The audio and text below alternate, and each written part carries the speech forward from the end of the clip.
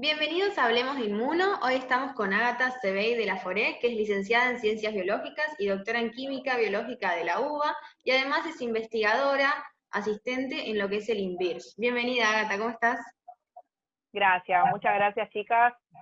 Bueno, primero les quiero agradecer un montón la invitación, y bueno, me parece que es un espacio súper importante y súper necesario en este momento, y me parece que de acá para adelante siempre. Así que bienvenido al espacio y gracias de vuelta. Muchas gracias. Gracias. Bueno, para empezar queríamos preguntarte la pregunta que le hacemos a todos nuestros invitados, que si bien ahora la pandemia está en un receso de cuarentena, queremos saber cómo es que la empezaste y cómo fueron tus pensamientos, digamos, a lo largo de todo este proceso y qué es lo que pensás ahora, si corresponde a lo mismo del principio o cambió. Bueno, a ver, cuando empezó todo esto en marzo, yo venía primero, bueno, en marzo, justo una semana y media antes de que empiece el aislamiento social preventivo y obligatorio, fui admitida a ingresar a la carrera de CONICET, así que mi título de investigadora es más que reciente. Estaba haciendo mi postdoc en el Laboratorio de Fisiopatología de la Inflamación, que dirige la doctora Nora Goren, en el INVIRS, como bien decías.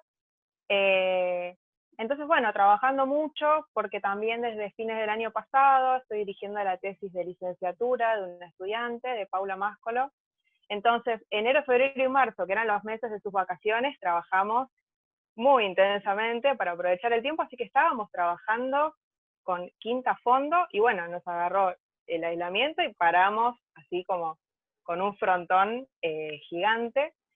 Y por otro lado, junto con el doctor Mirkin, que seguramente ustedes lo conocen, y con el doctor Penas, que también ha pasado por este espacio, coordinamos la materia de microbiología y parasitología para la tecnicatura en podología.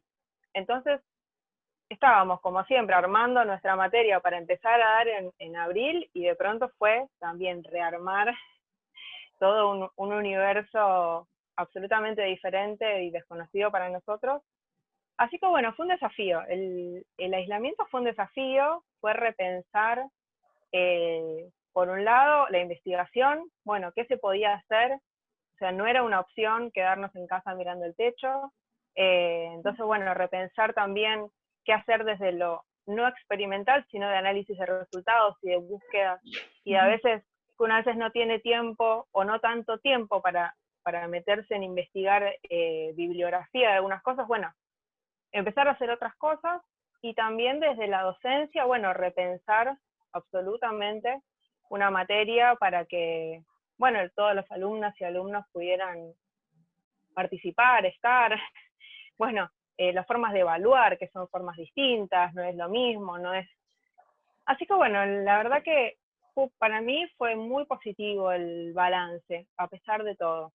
Creo que hay muchas cosas que llegaron para quedarse, creo que hay muchas cosas que quizás nunca nos habíamos planteado de hacer y ahora se pueden empezar, como el trabajo a distancia en algunas cosas, en algunos casos, y hasta repensar el transporte público. Me parece que en ese abanico vamos con todo. Así que eso por un lado, y por el otro desde el instituto, ya no desde mi grupo particular de trabajo, sino que bueno, se planteó la necesidad de poder hacer algo con respecto a la pandemia. Entonces, esta pandemia yo creo que tuvo dos factores clave. Por un lado, el virus, claramente, por el que provocó todo esto. Pero por otro, la información, la gran infodemia y exceso de información y de exceso de mala información. Entonces, bueno, el instituto intentamos abarcar casi integralmente a todo esto. Entonces se empezó a hacer diagnóstico de coronavirus, que ya el doctor Penas les contó un poco de qué se trataba, y algunos otros que no estamos yendo al laboratorio, nos pusimos a decir, bueno, tenemos que hacer algo también para combatir esa otra parte de la pandemia, que es la infodemia, y un par de becarios, que son el doctor César Trifone, la doctora Belén Becchione, la licenciada Paula Venencio, la licenciada Denise Gianone y el licenciado Nicolás Morando. algunos por ahí teníamos algún bachiller en comunicación por detrás, y dijimos, bueno, vamos a hacer este espacio del INVIRS que ustedes conocen y que muy generosamente han compartido un montón de nuestras cosas también, como para intentar eso, un poco dar como, información quizás más sencilla y no tan compleja y tan complicada, para que la gente vaya entendiendo algunas cosas y de buena calidad. Así que bueno, eso fue más o menos en general como fue nuestra cuarentena. Bien, perfecto. Bueno, y ahora entrando un poco en el tema que vamos a charlar hoy, que va a ser Chagas, queríamos preguntarte si nos podés contar qué es la enfermedad de Chagas, a grandes rasgos, para que todos podamos entender. A ver, la idea de hoy es que todo el mundo pueda entender lo que vamos a decir, así que no vamos a abordar en ningún tecnicismo. Básicamente la enfermedad de Chagas es una enfermedad producida por un parásito, que es el parásito Trypanosoma cruzi. ¿Sí? Este parásito produce una infección en el cuerpo que puede generar distintos tipos de patologías. Las vías de transmisión son variadas, y tenemos por un lado la vía vectorial, que es quizás la más conocida, que es a través de la vinchuca. La vinchuca sabemos que pica a una persona y luego defeca, y en la materia fecal hay parásitos que luego ingresan al organismo. También una persona puede contagiarse por vía materno-infantil, entonces la madre embarazada puede transmitirle a su niño, por trasplantes. Bueno, hay varias vías de transmisión, pero quizás la más conocida es la vectorial. Pero lo importante de esta patología es que quizás es un poco desconocida, porque el 70% de las personas van a cursar quizás esta enfermedad sin ninguna sintomatología casi toda su vida. De hecho, muchísimas personas se enteran que tienen Chagas porque van a donar sangre. Y como hoy por hoy en la Argentina es obligatorio hacer el testeo de Chagas para los donantes, muchos se enteran ahí, porque nunca tuvieron un síntoma y demás. El problema es que el 30% de los pacientes puede generar una presencia de sintomatología que puede llegar a ser muy grave, que es la cardiopatía chagásica crónica, que quizás es una de las más conocidas, y también en algunos casos hasta el 10% de los pacientes puede generar patologías gastrointestinales, en algún otro tanto, quizás más bajo, cuestiones neurológicas, etc. Pero quizás la más complicada es la cardiopatía chagásica. ¿Sí? Entonces, en nuestro laboratorio, la idea es estudiar, como les contaba al principio, nosotros somos un laboratorio que estudiamos la fisiopatología de la inflamación, en este caso hace muchos años, en el contexto de la enfermedad de Chagas, y bueno, la idea es generar distintos abordajes metodológicos que nos permitan estudiar algunas de esas etiologías y tratar de combatir alguna de esas cosas. Muy general, ¿no? Así como... No, perfecto, perfecto. Aparte, la idea, como decías vos, también es que todos puedan entender, digamos, algunas enfermedades que son súper prevalentes. Exacto. Y endémicas también en Argentina, pero que a veces desconocemos, digamos. Bueno, muy bien, ahora vemos la fisiopato, y la idea era, que más o menos nos fuiste contando, pero las manifestaciones clínicas, ¿cómo se puede dar cuenta quizás una persona que se infectó, digamos, por la vía más común, que sería el vector, porque quizás el bebé, digamos, no nos va a poder decir, que está infectado por Chagas? Es un tema que muchas veces la patología aguda puede generar sintomatología característica, puede generar algo más general como fiebre, una inflamación sistémica y demás. Lo más característico, que es lo que nos suele decir esta persona está infectada de manera aguda, es la presencia del chagoma, ¿sí? Que en general la vinchuca suele, sobre todo en los niños, picar en los ojos, por ejemplo, y produce una inflamación en el ojo muy característica, que es indicio prácticamente ineludible de la enfermedad de Chagas. Sin embargo, como ya les digo, como puede ser un síntoma general como gripal incluso, muchas veces eso se deja pasar y pasa durante toda la vida. ¿Sí? El problema también es que muchas veces, y también quizás tiene que ver con esto de la poca información, es que hay mucha gente, por ejemplo, con la que yo me he cruzado, que me dice como, bueno, pero yo conocí gente que tuvo Chagas y no le pasó nada nunca. No le pasa nada con el Chagas. No hace falta. Bueno, me dijeron que tengo Chagas, pero ni me voy a ir a hacer ver porque ¿para qué? Si yo tengo una tía que no le pasó nada, entonces hay que generar un poco de conciencia de que cualquier patología, más grave o más leve, hay que controlarla siempre.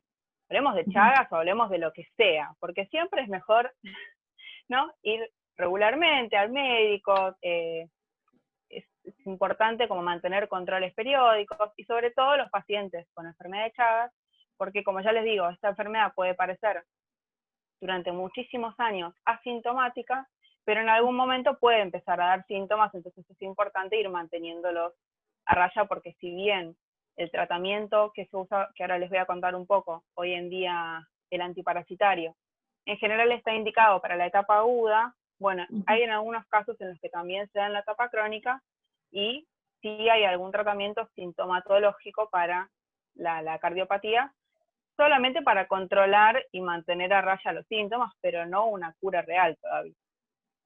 Bien, perfecto. Y un poco relacionando con esto que estabas comentando recién, que la mayoría se manifiesta, digamos, después de varios años de la infección, queríamos preguntarte del lado de inmuno, que es lo que nos gusta también un poco a nosotras, ¿cómo hace nuestro sistema inmune como para mantener a la infección controlada y qué pasa que después de varios años se desencadena la infección? A ver, la etiología de la patología, hay bastante consenso en que tiene como dos grandes patas, por decirlo así. Por un lado, la persistencia parasitaria, ¿sí? El sistema inmune de alguna manera logra, como para decirlo fácil, negociar con el parásito, y el parásito dice, bueno, yo no te molesto lo suficiente, o no me molestas lo suficiente, y nos mantenemos a raya los dos, ¿sí? Entonces, el parásito está en sangre, y en algún momento va ingresando a los tejidos, va haciendo nidos en los tejidos, muchas veces en el tejido cardíaco, porque tiene depende de la cepa, pero tiene una tendencia por ir al tejido cardíaco, entonces se va manteniendo a raya. Es muy importante la reacción inflamatoria y el sistema inmune para poder mantener a raya el control del parásito, sin duda. El problema es que este sistema inmune, por mecanismos de evasión del parásito y por mecanismos más complejos que no vienen al caso, el parásito no muere del todo. El parásito siempre queda en los tejidos. Y esa persistencia parasitaria va generando como una reacción inflamatoria en los tejidos, que un poquito no hace nada, otro poquito no hace nada, otro poquito no hace nada, pero cuando esta respuesta inflamatoria es sostenida en el tiempo y exacerbada, empieza a generar daños en el miocardio que pueden conducir a fibrosis, es decir, reemplazo del tejido cardíaco real por tejido conectivo, y remodelación cardíaca. Por eso es que las etapas más complejas quizás de la cardiomiopatía es la cardiomiopatía dilatada. Entonces, bueno, uno de los grandes fundamentos de nuestro trabajo es justamente encontrar, y que ahora les voy a contar un poquito más adelante, un tratamiento antiinflamatorio coadyuvante al tratamiento antiparasitario para poder mantener un poco a raya esta respuesta inflamatoria, ¿sí? Totalmente. Y mismo, bueno, como un poco nos dijiste, digamos, ¿en qué zonas en Argentina predomina, digamos, lo que es la infección por Chagas? Hoy por hoy, hasta hace unos años se creía que era una infección y una enfermedad que estaba relegada a las zonas rurales. Entonces las personas, por ejemplo, en los centros urbanos decían, ¿qué me voy a andar preocupando por el Chagas si acá no existe? Bueno, señoras y señores, la globalización llegó para todos y llegó para quedarse. Entonces, la realidad es que ya no existe más esto de que esté más en un lugar que en otro. Puede pasar que haya más persistencia del vector en algunas zonas, por una cuestión climática, quizás en las zonas del norte hay más persistencia de la vinchuca que en el sur, por ejemplo, pero los otros tipos de transmisión se mantienen, y la enfermedad de Chagas es endémica en Argentina y en muchísimos países del continente americano, pero ya se está desparramando por todo el mundo. Entonces ya dejó de ser una enfermedad rural para ser una enfermedad cosmopolita, de la cual ya no... O sea, hay que preocuparse siempre. Y hay que tenerlo presente siempre. Bien, perfecto. Y ahora sí, pasando un poco a lo que realizan ustedes en el laboratorio, queríamos preguntarte cuál es el tratamiento actual y cuál es la novedad, digamos, qué es lo que están ustedes investigando en este momento. A ver, hoy por hoy para el tratamiento de la enfermedad de Chagas hay solamente 2 medicamentos disponibles, el Besnidazol y el Nifurtimox, que todos datan de muchísimos años atrás. El Besnidazol es el tratamiento de primera línea porque el Nifurtimox en muchos países no está disponible. De hecho, en Argentina, hasta el año pasado, que se volvió a comprar, un laboratorio volvió a comprar la patente, tampoco estaba disponible el Nifurtimox. Ahora, aparentemente, ya se volvió a fabricar acá, pero bueno, la realidad es que el Besnidazol sigue siendo el tratamiento de primera línea. El problema con el Besnidazol son varios problemas. Por un lado, genera en un gran porcentaje de pacientes efectos adversos. En general son efectos adversos gastrointestinales y algún tipo de dermatitis. Y el tema es que en hasta el 40% de los pacientes esos efectos adversos pueden llegar a ser tan graves que tienen que abandonar el tratamiento. Entonces, una de las razones por las cuales se empezó a ver eso es que nunca se hizo un estudio real, hasta hace poco, que ahora hay algunos estudios en curso, de cuál es la dosis mínima efectiva para que esa droga sea parasiticida. Efectivamente mata el parásito, es bueno matando el parásito, pero nunca nadie se puso a ver, bueno, a ver, esta es la dosis mínima, como si pasa con muchísimas otras drogas. Entonces, bueno, ese es un gran problema. Y el otro es que, bueno, no se puede, solo está indicado ahora para la fase aguda, o para niños, que los niños se sabe que toleran mejor esta droga. Entonces, bueno, hay un gran porcentaje de pacientes que nos quedan afuera, por ejemplo, las mujeres embarazadas. Entonces, parte de nuestro trabajo, por eso, por ejemplo, durante mi tesis doctoral, durante la primera parte, yo me dediqué a estudiar qué pasaba con dosis más bajas de Besnidazol. Y lo que encontré en un modelo murino, un modelo de ratón, con una infección aguda con Trypanosoma cruzi, es que un Besnidazol, tomándolo a dosis más bajas que las habituales, o 4 veces más bajas que las dosis habituales utilizadas para modelos murinos, era igualmente antiparasitario y además tenía efectos antiinflamatorios. Entonces, esto nos llevó a otros estudios que ya les voy a contar ahora un poquito más, pero también, entonces, como les decía, por un lado, la gran etiología de la enfermedad es la persistencia parasitaria, pero también la respuesta inflamatoria exacerbada. Entonces, en el laboratorio creemos que es muy importante, además de poder bajar las dosis de Besnidazol para matar el parásito, porque es necesario matarlo, poder combinarlo con un tratamiento antiinflamatorio que sea capaz de mejorar o moderar la respuesta inflamatoria para que sea efectiva y que no haga mal al paciente, ¿sí? Entonces, en la segunda parte de mi doctorado, lo que hice fue, en nuestro grupo logramos generar un modelo también murino de ratón con 2 cepas de Trypanosoma cruzi, emulando un poco lo que pasa a los pacientes en general, por ejemplo, que viven en zonas con alta persistencia de la vinchuca, lo pican muchas veces la vinchuca. Y no siempre lo pican y esa vinchuca tiene la misma cepa de Trypanosoma cruzi. Entonces, lo que hicimos fue generar un modelo en el que infectábamos al ratón con 2 cepas diferentes. Y con esto logramos que el ratón genere una cardiopatía bastante similar a la que se observa en los pacientes, con disminuciones de la fracción de eyección y de acortamiento, vistas en el ecocardiograma. Bueno, no vamos a entrar en tecnicismo, pero con cuestiones parecidas a lo que se ve en los ecocardiogramas de los pacientes. Entonces, en este modelo, lo que hicimos fue probar un tratamiento conjunto con Besnidazol a bajas dosis, ¿no? Y fenofibrato. ¿Escucharon hablar del fenofibrato? Bueno, es una droga que hoy se usa y que usa muchísima gente para el tratamiento de las dislipidemias. Es un tratamiento, o sea, la bondad que tiene este fármaco es que es un fármaco que hoy ya se usa, o sea que ya está aprobado, ya es seguro, y es plausible de usar en tratamientos prolongados. ¿Por qué? Porque nosotros estamos diciendo, bueno, necesitamos un antiinflamatorio, ¿por qué no le ponemos un ibuprofeno? Y ya está, no, bueno, pero el ibuprofeno no lo puedo tomar durante... Sí. ¿Entienden? Entonces era como un poco esa necesidad de bajar la inflamación, pero no sirve cualquier cosa. Entonces, bueno, con este tratamiento conjunto lo que encontramos fue que estos ratones tratados con estas dos dosis, estas dos cosas, era parasiticida, o sea, lograba eliminar todos los parásitos y además lograba revertir esta disfunción ventricular izquierda, o sea, esta disfunción cardíaca generada por la cardiopatía, así como a grandes rasgos. Eso generó entonces otras varias líneas de trabajo, si quieren les sigo contando. Sí, sí, obvio. Si tienen otras preguntas, igual ustedes me van... No, vamos, No, vamos. no, te estamos siguiendo al hilo. ¿Vamos bien? Sí, sí, sí.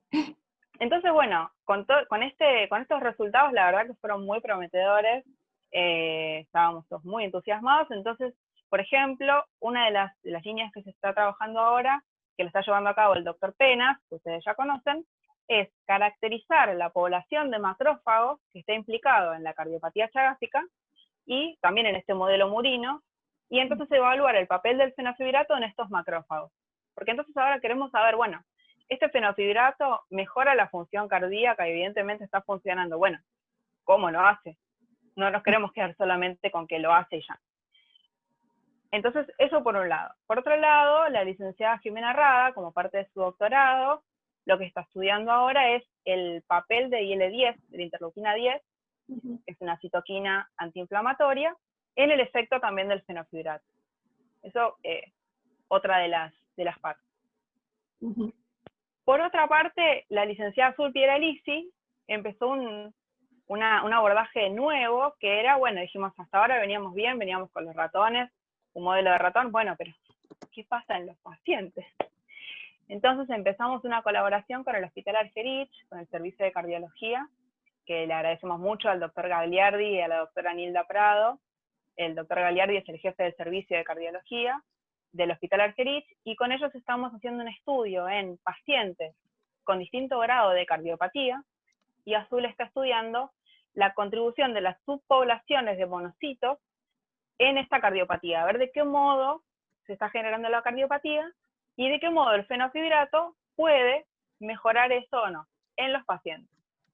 Eso es un trabajo que está iniciando recientemente, entonces, bueno, todavía no tenemos resultados, pero sí hay algunas cosas prometedoras que ya en algún momento les podemos contar. Luego, como les contaba, Paula Máscolo, que es estudiante, está haciendo la tesis de licenciatura, y ella está estudiando, que está más en mi línea ahora, que tiene que ver con encontrar los mecanismos de acción de besnidazol. A ver, besnidazol es una droga que funciona, mata el parásito, genial.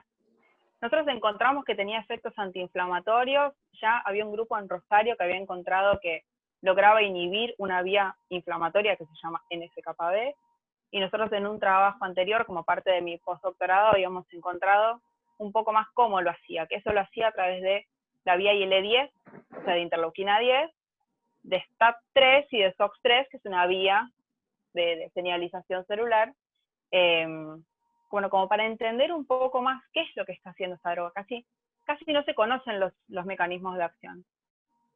Entonces, el trabajo de Paula está abocado a estudiar la participación de otra vía de señalización, que se llama la vía de PI3K, AKT-mTOR, que seguramente la habrán escuchado nombrar. Para los que no la conocen, es una amiga muy querida nuestra. No, bueno, entonces esta vía, la idea es buscar a ver si tiene alguna participación en el efecto antiinflamatorio de besnidazol, y bueno, como parte de mi plan de carrera, ahora cuando podamos volver al laboratorio eventualmente, es estudiar cómo este tratamiento conjunto de fenofibrato y besnidazol puede modular el estrés oxidativo que produce la infección con T. cruzi. Porque también, además de generar una respuesta inflamatoria muy exacerbada con alta expresión de citoquinas proinflamatorias y enzimas proinflamatorias, también produce un estrés oxidativo muy importante. Entonces, bueno, la idea es ver si este tratamiento conjunto puede mejorar de alguna manera esa vía también, sabiendo que fenofibrato demostró en algún momento en otros modelos tener efecto antioxidante. Así que bueno, en eso estamos. Genial, creo que vimos, en general. Está buenísimo ver todas las perspectivas, digamos, y los cambios de tratamiento sobre las patologías tan prevalentes que tenemos tanto en Argentina como en nuestros países vecinos, Y como para ir terminando, te queríamos preguntar, digamos, a lo largo de tus investigaciones sobre Chagas o desde que estás en el tema, ¿cuáles fueron los aprendizajes, así en poquitas palabras, como para concluir que tuviste, digamos, de los cambios que hiciste también al principio y al final, digamos, en donde estás parada ahora con respecto a la enfermedad de Chagas? A ver, cuando yo empecé a trabajar con Nora, con la doctora Goren, en el 2011, hace tanto tiempo atrás. La verdad es que siempre fue un tema que me interesó, siempre me pareció es una enfermedad olvidada, es caracterizada como una de las enfermedades olvidadas del submundo, y me parece muy importante por varios motivos. Primero porque hoy por hoy las personas que padecen enfermedad de Chagas muchas veces no tienen ninguna solución definitiva. O sea, simplemente esperar a que esa persona no desarrolle ninguna sintomatología. Y eso anímicamente no está bueno, sanitariamente no está bueno, y como es un tema de salud pública, una deuda en la salud pública muy importante. Entonces, yo aprendí muchísimo yendo al Instituto Fatala Chabén, relacionándome también con algunas personas, con pacientes, cómo ellos viven la enfermedad, también es muy complejo para ellos. Entonces, la verdad es que me parece que lograr encontrar un tratamiento que se pueda hacer con lo que tenemos hoy, porque el Besniazol lo tenemos, el fenofibrato lo tenemos, está disponible, la gente lo puede tomar, de hecho hay mucha gente que ya lo toma para otra cosa. Y con esto quizás poder empezar a mejorar un poco la calidad de vida de esta gente, me parece que es una deuda que tiene la salud pública con nuestro país y con toda Latinoamérica que tenemos que saldar. Entonces, yo soy una enamorada de mi trabajo, me gusta muchísimo lo que hago y me parece que hay mucha gente comprometida en el país trabajando para el Chagas. Creo que cada vez se hace cada vez un poquito más, y creo que quizás en no tanto tiempo podemos llegar a tener que cambiar de tema de trabajo porque esto ya esté solucionado. Esperemos. Ojalá que sea para bien, digamos, como vos decías. Por Pero supuesto. bueno, pero te queremos agradecer por el tiempo, por tomarte para hablar con nosotras, y como decimos siempre nosotras, sigamos hablando de Inmuno y sobre estos temas, así como nos fuiste contando, que la verdad que está buenísimo mantener al tanto a toda la gente. Totalmente. Muchas gracias por la invitación de vuelta, y bueno, cuando quieran. Dale, gracias. Muchas gracias. Gracias.